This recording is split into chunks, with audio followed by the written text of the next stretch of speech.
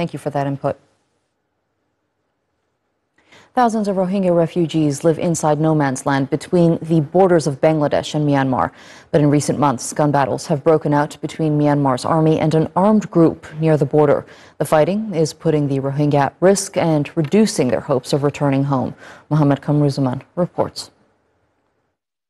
More than 1.2 million stateless Rohingya people have been living in makeshift tents in Bangladesh.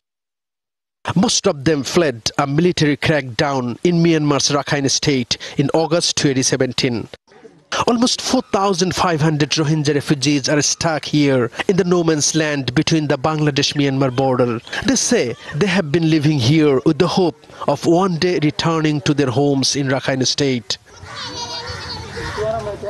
But in the last 2 months, conditions at the border have worsened.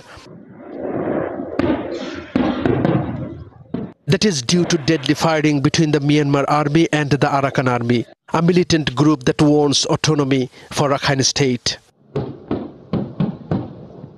Activist groups have accused both sides of shelling Rohingya villages, trapping hundreds of civilians or forcing them to once again flee. 2 of our people have already been killed by Myanmar's mortar shells. Some others have been injured. We are very scared. When military planes fly over us, we run in panic. We try to temporarily relocate to nearby mainland camps. The outbreak of violence has made many people fearful and unwilling to push for repatriation.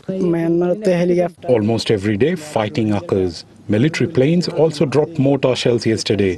We are very afraid of living in this camp now. How can we think of returning to our homeland now? The effects are also being felt by the tens of thousands of Rohingya living in camps in Cox's Bazar in Bangladesh. They fire shots at each other near the border with Bangladesh, but it sometimes hit the Rohingya living there. Now panicked Rohingya at no man's land are trying to migrate here.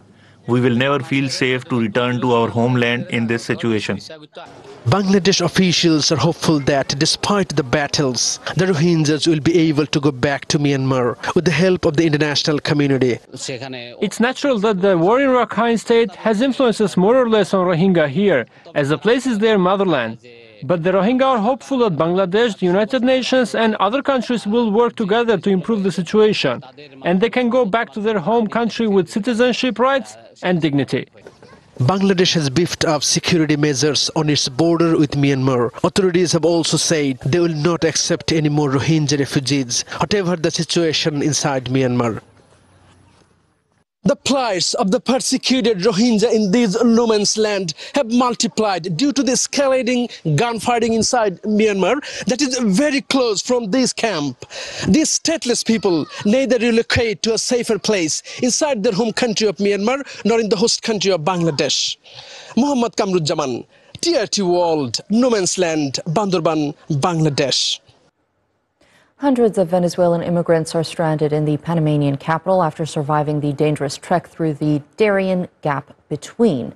They were headed northwards, attempting to cross into the United States. But earlier this month, the Biden administration changed its immigration policy, only accepting a quota of Venezuelan asylum seekers who arrive via airports. Anyone trying to enter via Mexico's border will be sent back. Panamanian officials